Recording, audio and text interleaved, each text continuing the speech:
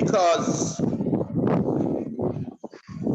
especially we in the Western world, because we were taken from our original land, West Africa, and we were brought to the Caribbean as slaves. We were put on ship and we left our original land as slave. Came here as slave, and we know that slavery is a system where people are bought and sold like animals, right?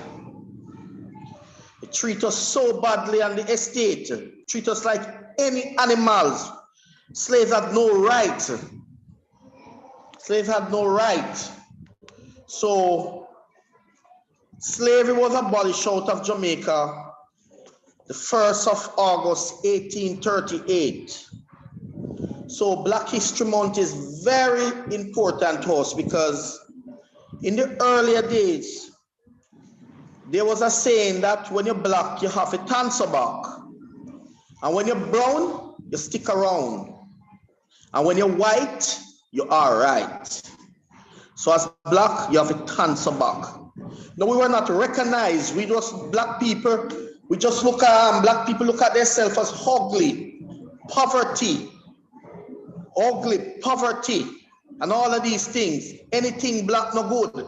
Black market, black meal. Teacher will write it down in them black book. So everything. And from see how the woman black and ugly, no say, me now will get through. Those are the culture that they built in us, right? So Black History Month now is a month that we celebrate Black history for us to understand and accept ourselves as Black people, right? And then we have people like Bob Marley, Peter Tosh, Bonnie Whaler, and all our Burning Spear, and all of those entertainers now teach us that we should appreciate ourselves as Black people. Peter Tosh have a song said, no matter where you come from, as long as you're a Black man, you are an African. Don't watch your nationality, because all of us who are Black people originated out of West Africa, who came to the Western world when Columbus came here. And let me tell you something, you know, these people who they call Maroons, they call runaway slaves. Not all Maroons are runaway slaves, because when Columbus came here, but they refused to tell us that in history, that Black people, Columbus came here and saw Africans. Because the Africans were explorers many years before the European found out. When the European found out that they had another part of the world, because earlier on they thought that if they go out a certain part of the sea, they would fall off. It's when you have the Renaissance in Europe, when changes, and you have a navigational instrument, and Columbus was on his way to India, right? And he lost his way and found himself in the Bahamas archipelago. When they came to Jamaica, they saw Africans were here living. So they went back now and wanted to slave the Maroons, and they refused to. And then when they went to Africa and get slaves, some of the slaves ran away to live with the Maroons, and they accepted them. But they don't tell us that in history. They make us know that Maroons are runaway slaves. But the Africans were one of the first set of people to live here, indigenous people. So we have to celebrate Black History Month and make it be very important to us as Black people and understand ourselves. Okay? Now I'm going to introduce to you Miss Gail, and Miss Gail is going to introduce the speaker to us. Miss Gail, is all yours. Thank you for that background, Mr. Saunders. Everyone, as you would have seen on the flyer, our guest for today is none other than Miss Britney Clark. Miss Britney Clark. Britney is very decorated. Britney Clark is a 24-year-old media professional employed as the online reporter and producer at Nationwide News Network. She holds a Bachelor of Arts in Integrated Marketing Communications from Carimac on the UWI Mona campus.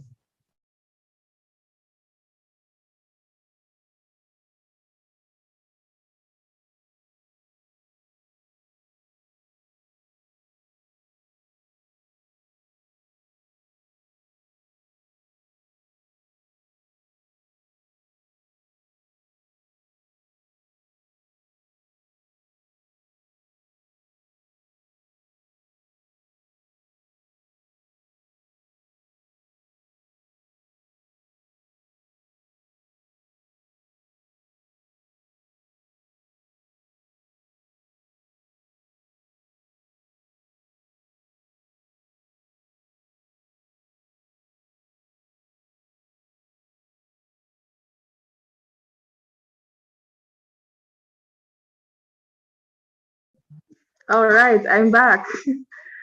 Sorry about that. Okay. Britney is also the 2020 recipient of the Prime Minister's Youth Award for Excellence in Journalism.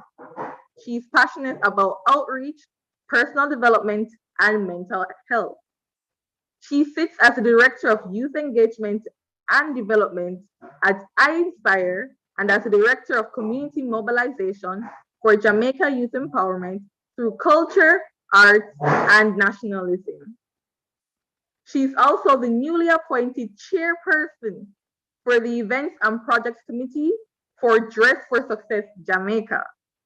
Britney also sits as an assistant second vice president of the UWI Alumni Association executive body. Britney also spends time working with The Right Step as a contributing copywriter, proofreader, and editor. As I said, everyone very decorated. She's also an entrepreneur, as CEO of the company Be Mindful Candles and more, where she specializes in handcrafted 100% soy wax scented candles and is pairing this venture with her passion for mental health by using the initiative to spark awareness, one flame at a time. She is an I Believe Initiative Youth Ambassador who holds several pageant titles. She's a pageant queen, everybody, including Miss Global Jamaica, Miss UWI Mona 2017, Miss AV Preston Hall 2016, and Miss Immaculate 2015. Shout out to our alma mater, Immaculate. In 2019, she represented Jamaica in the Miss Global International pageant, where she placed as second runner-up. And last year, she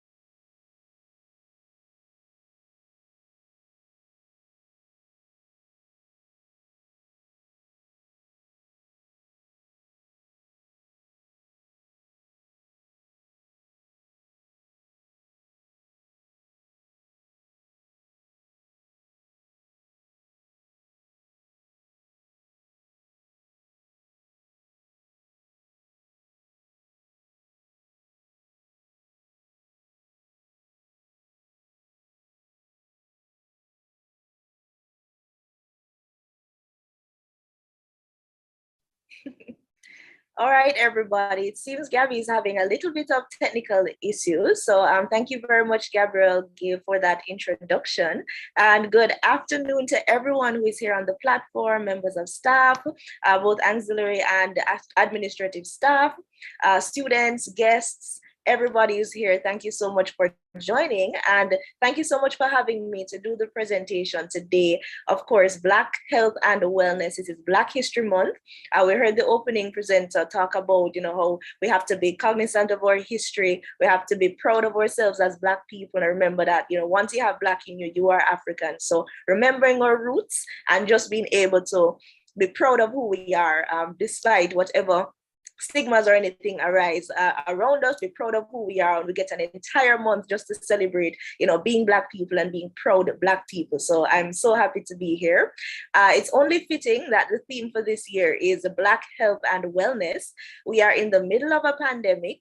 A lot of us have gone through probably even contracting COVID ourselves, seeing the loss of friends and family, people contracting the virus every day we're around. We hear about the numbers, we see the people, we see persons dying, people getting ill all over, irrespective of race, irrespective of age, irrespective of just ethnic background whatsoever. So it's only fitting that we're focusing on Black health and wellness for this year. Now, the theme for this year, Black Health and Wellness, it actually is overarching all the activities, rituals, initiatives, everything that the Black community has in place to ensure that we maintain our health and our well-being. So right now, it's very important that we're focusing on that, because as we, transition and hopefully very soon we get out of this pandemic, we want to be our best selves. Now, I know many persons have heard this before. Health is wealth. Right? Health is wealth. I'm sure many persons have heard that. And it is something that we have to remember and hold very dear, because the COVID-19 pandemic has especially humbled a lot of us who have not been taking our health very well. Persons who have underlying illnesses have been susceptible. Persons without underlying illnesses have been susceptible. And people who don't even know that they have underlying illnesses have been susceptible. So health is wealth, and we're going to be using that as the theme as I go through my presentation this afternoon. So it's a reminder to take care of yourself, to value yourself, because trust me, guys, you only have one you. And if you don't preserve that one you, a lot of things that you want to do in this life will not be possible. So health is wealth, and understanding that will take us through, because we'll consistently ensure that we are our best selves regardless. Now, just to start the presentation with establishing the difference between health and wellness. I know a lot of times some people use them interchangeably, but they're actually separate concepts, but they're related. So health refers to a state of being free from illness or injury, and it represents your mental or physical condition, right? So just being healthy, that's health represents being free from injury or illness. Wellness, on the other hand, is the state of being in good health, especially as an actively pursued goal. So wellness is the consistently ensuring that you are in good health. So it's a goal. You're always working on yourself and working on your body, whether physically, socially, mentally, to ensure that you are healthy. So I hope that was clear to everyone. So health being the state of being free from illness or injury, while wellness is the actively pursued goal. So you're actively working to be healthy. Now, wellness also refers to the process of becoming and remaining healthy in body and mind. And for the purpose of this presentation and the purpose of time, in the interest of time, we're going to focus on 3 types of health that I think are especially important to us, as not just Black people, but just people in general. So we're focusing on the physical health, the social health, and or mental health, right? And there are other types of health that we can consider as well, spiritual and emotional, but these 3 are chosen for the purpose of this presentation. So to define physical health refers to our physical well-being, right? The well-being of the body itself. And, there are a lot of things that we consider when it comes to physical health. So healthy eating or proper nutrition is very important. Eating healthy is not just about, choosing the right foods, but also practicing moderation, right? So I know for my family, we tend to do, every Friday, we do like a junk food Friday. So, we do include other things in our diet, but we don't overdo it. So every day we try not to eat, junk food.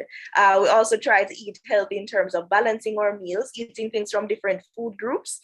Sometimes it might even be better to cook and take your food to school or to work. Sometimes that's even a better alternative, because you know the ingredients that you are putting in your food, and you can better manage what it is that you're putting in your body. Eating breakfast, this is something that a lot of us don't do, eating breakfast, especially when we're out very early. It's very important. Breakfast is the most important meal of the day that cannot be overstated enough. And we have to ensure that we fuel our bodies so that we can actually take on the workload that we have to come for the rest of the day. And some of our days can be very long. Teachers, I know sometimes you're there very early, 6 o'clock, 7 o'clock, and you go right back into the evening, especially when it's exam time and you have to be marking papers. Students, same thing for you. You're up early for school. You go, some of you do extracurricular activities. You have to be studying for exams. Very important that we fuel our bodies. So not just eating healthy, but don't skip any meals. Eat your breakfast. Also try to eat your lunch on time and eat dinner if you can.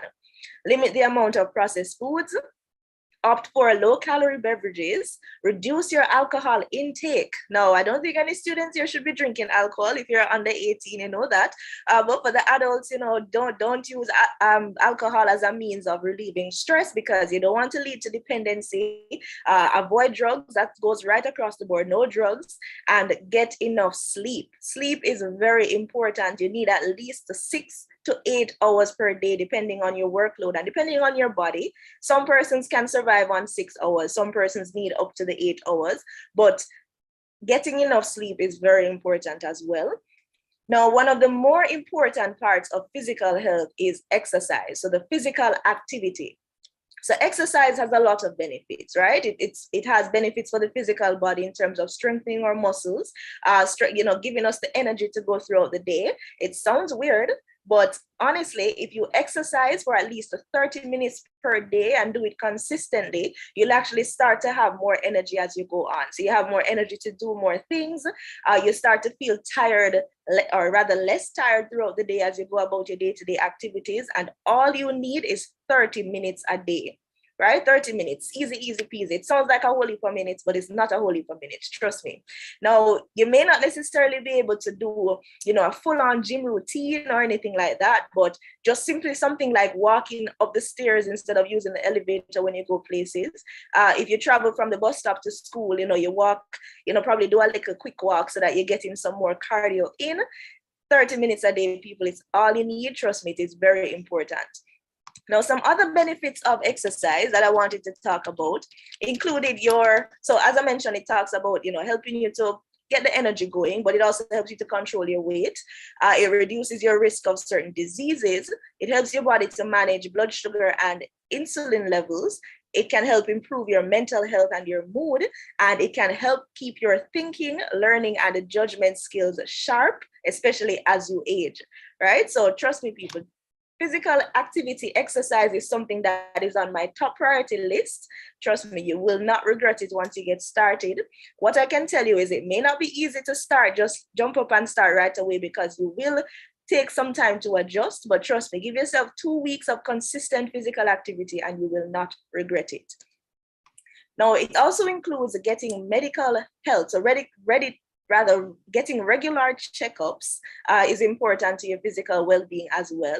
As I mentioned at the start, COVID-19 has affected a lot of persons, whereas a lot of people didn't know they had certain illnesses until after they contracted COVID and realized that, they needed to see a doctor, and then the doctor would tell you. So in one particular instance, I have a coworker who contracted COVID-19, and he was beat down, essentially. He was vaccinated, fortunately, he was vaccinated, but the impact on his body led him to go to the hospital, and then that's when he found out that he was actually diabetic, right? And if he wasn't vaccinated, the doctor said it could have been worse. So get your regular checkups, guys, to know what is going on with your body, and ensure that if you are diagnosed with anything, you take your medications on time and in the right dosage. Something else that is overlooked when it comes to physical health is self-care. And this goes for both men and women, boys and girls. Self-care is so important because a lot of times people are so concerned with taking care of other people that they completely neglect taking care of themselves. So I wanted to ask, of course, think about it in your individual spaces. When was the last time you treated yourself, right? What did you do and how did it make you feel? For some persons, they like to go to the spa. I know women sometimes like to go to the nail tech or the hairdresser, just let people do their hair, be taken care of and be groomed. But men, you need to consider self-care as well. What it is that you do to take care of yourself. Do you go play some football, which is good? Do you probably go to the spa as well? Men can get pedicures and manicures too. Don't be fooled. It's not just for ladies. Men have to take care of their bodies as well.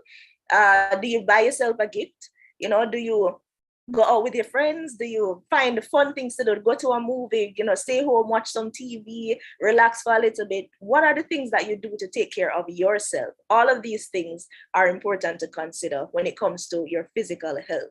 Now, something we have to consider, given that it's Black History Month and we're talking about health and wellness, we know that by way of just being Black people, we are prone to certain diseases and illnesses.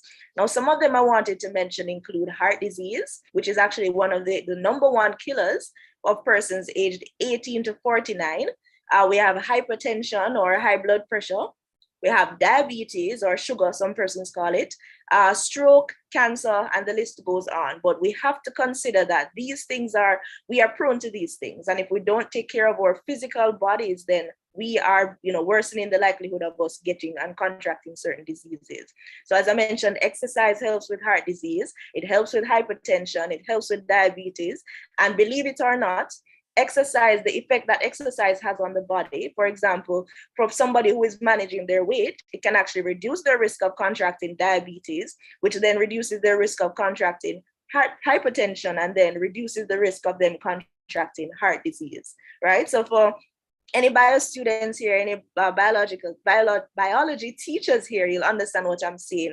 Exercise, guys, exercise. And all you need is 30 minutes. If you have the time to do a little more, do it. But please try to get in some exercise throughout the day to manage your physical health.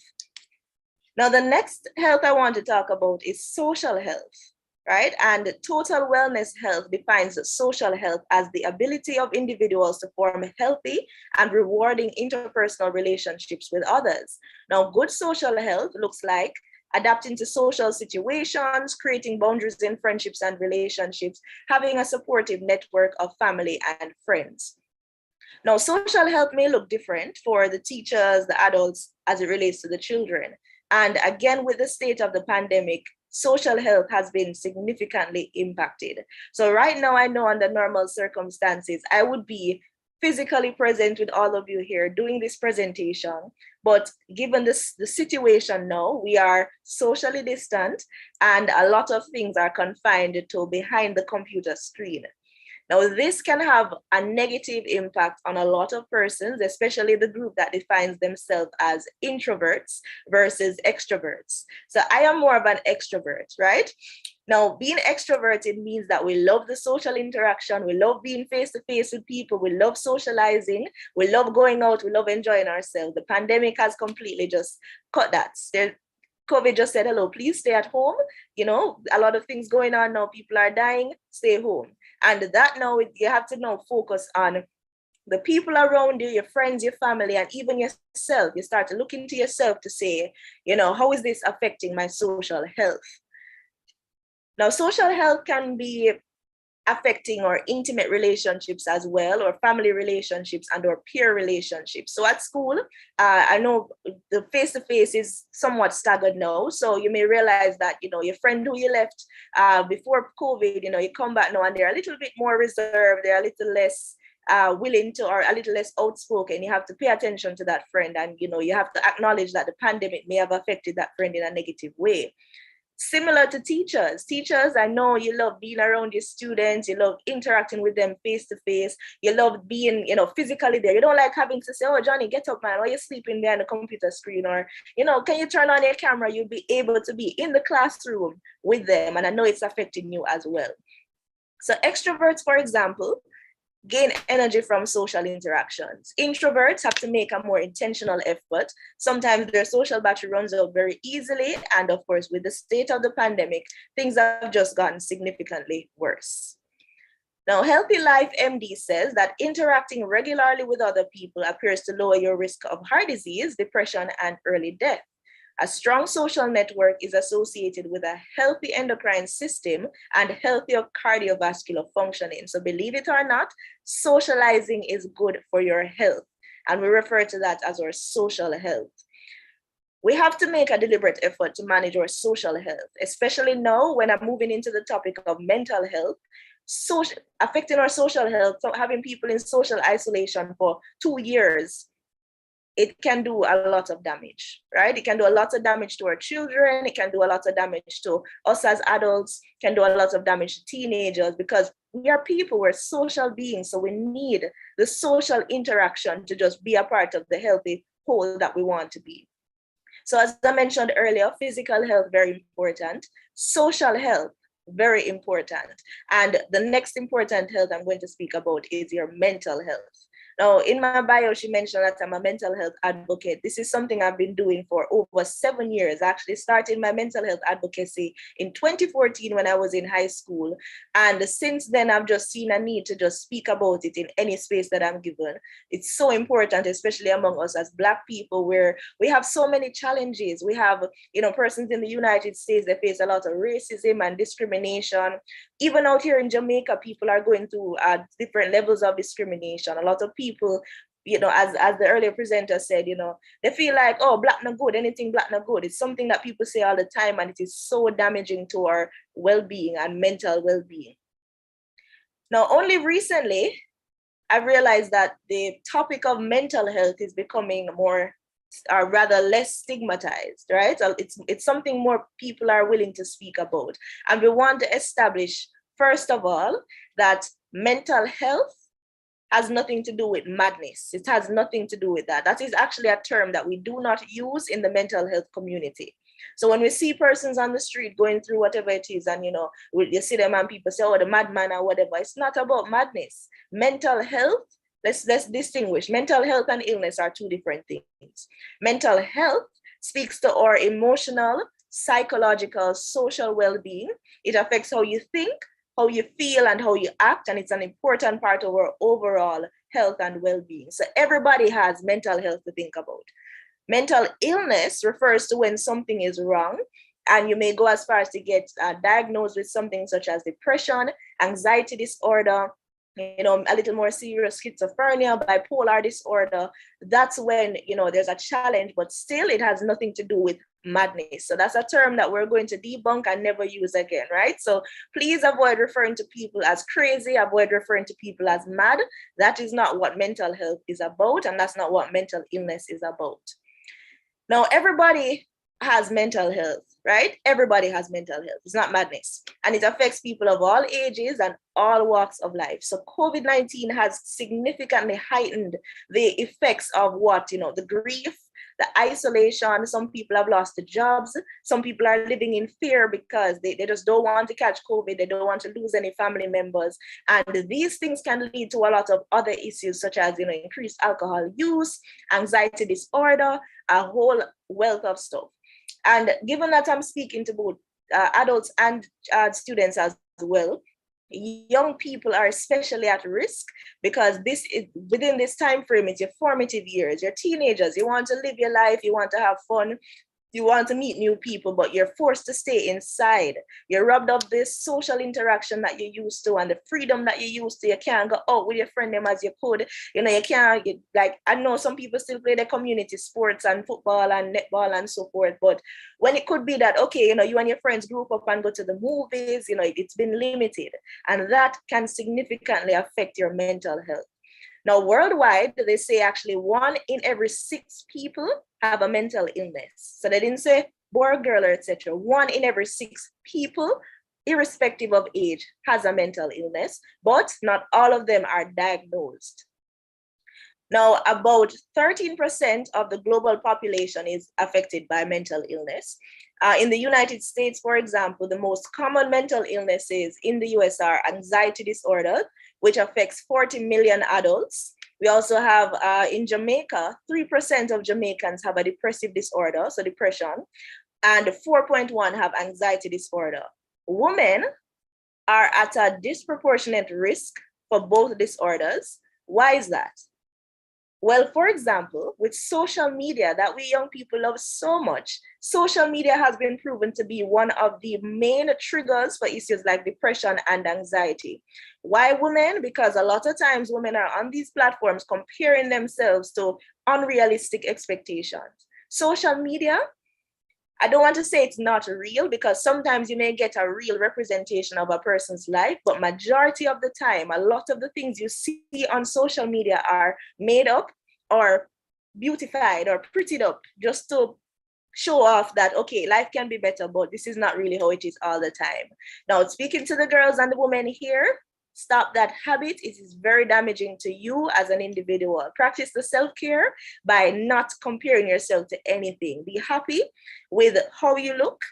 Be happy with, just be happy. And don't compare yourself to anything at all, because this can lead you down a very dark road and can significantly affect your mental health.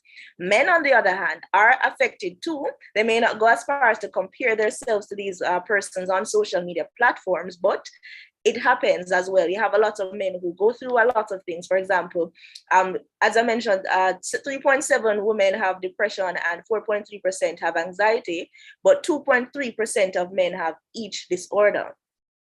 But that statistic is only based on the people that they've actually surveyed, because in a survey that I did separately while I was at university, a lot of the men are going through things, but they don't talk about it and they don't want to get help.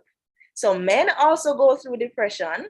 Men also experience anxiety, but the ratio of how many men actually go to seek help versus rather the amount of women who go to seek help, then you can see where the disparity lies. So mental health affects everybody, irrespective of age, irrespective of gender. Mental health is important for everybody. So we know the saying as well, it's okay not to be okay, but it's not okay to do nothing about it. If you realize that something is wrong, you must take the steps to ensure that it gets better, because you do not want to end up in a very dark place where there's a point of no return and you start to get all kinds of negative thoughts and a lot of things that are going to just affect you negatively in life.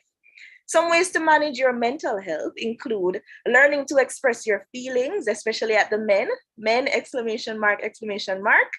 Express your feelings. It's okay to talk. It's okay to share how you feel, right? And it's okay to be honest about it. You don't have to tell people that you're okay and you know that you're tearing up inside. Women, same thing. Talk about how you feel. Keep active.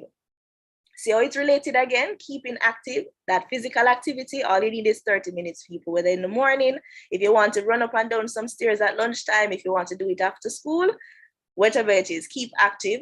Eat well, drink responsibly for people who are of legal drinking age. Socialize, practice self-care, know when to ask for help, and find unique ways to cope with whatever it is that you're going through. So whether it is through talking to somebody, whether a trusted friend or a teacher or a family member, journaling about it, listening to music, getting into art, finding a sport, something that you love doing, just find ways to help you deal with whatever it is that you're going through, because your mental health matters.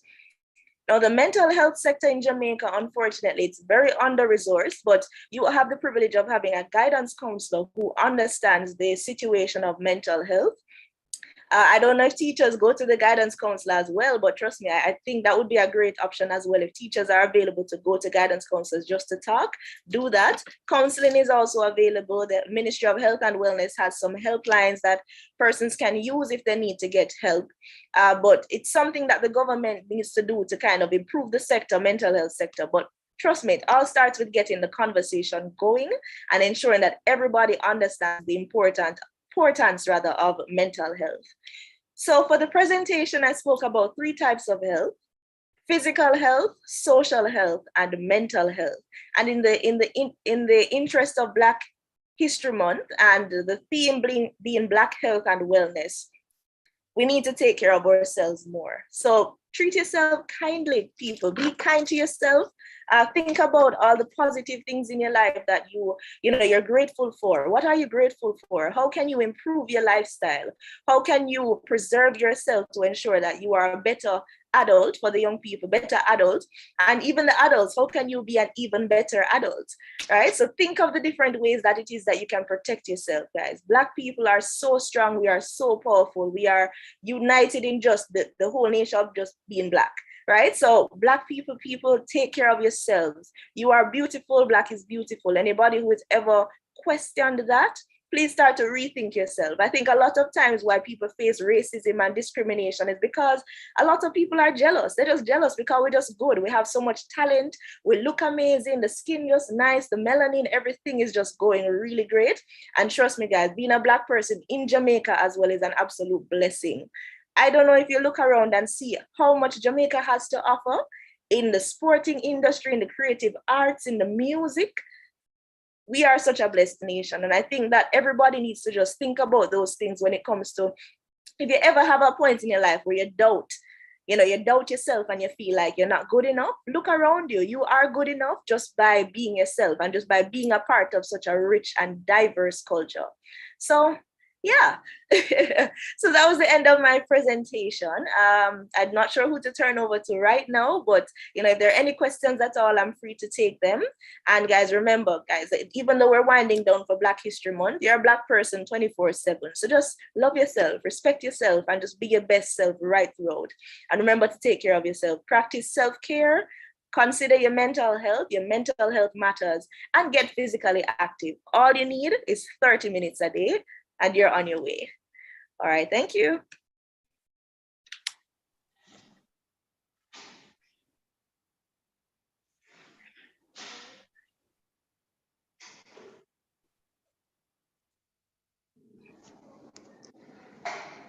Okay.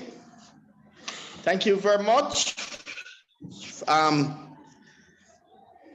You can just remind me of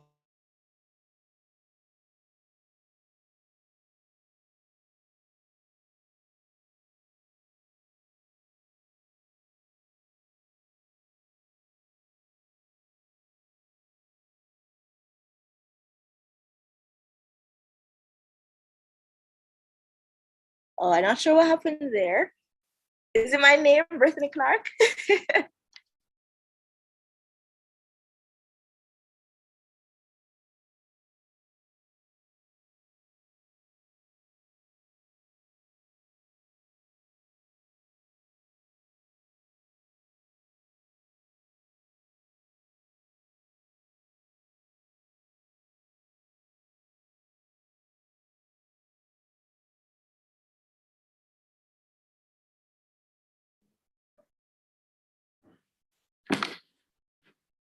Okay, Brittany, thank you very much for such a wonderful presentation. And it was well done. And we from the Donald Quarry family, we really appreciate it a lot. And we have learned a lot from you. So we wish to hear from you again. And it's a pleasure to have you. And we want you to be a member of the Donald Quarry family. And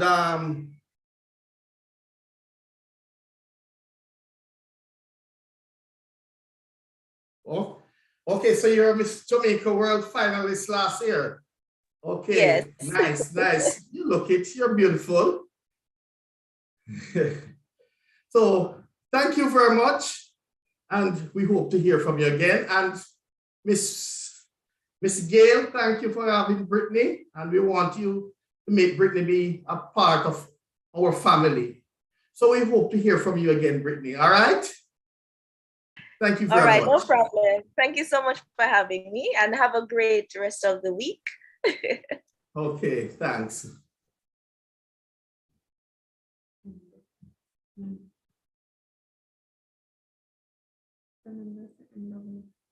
Okay, thanks for coming, and we do appreciate all of you attending our Black History Month presentation.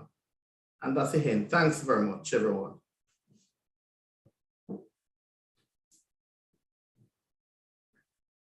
All right.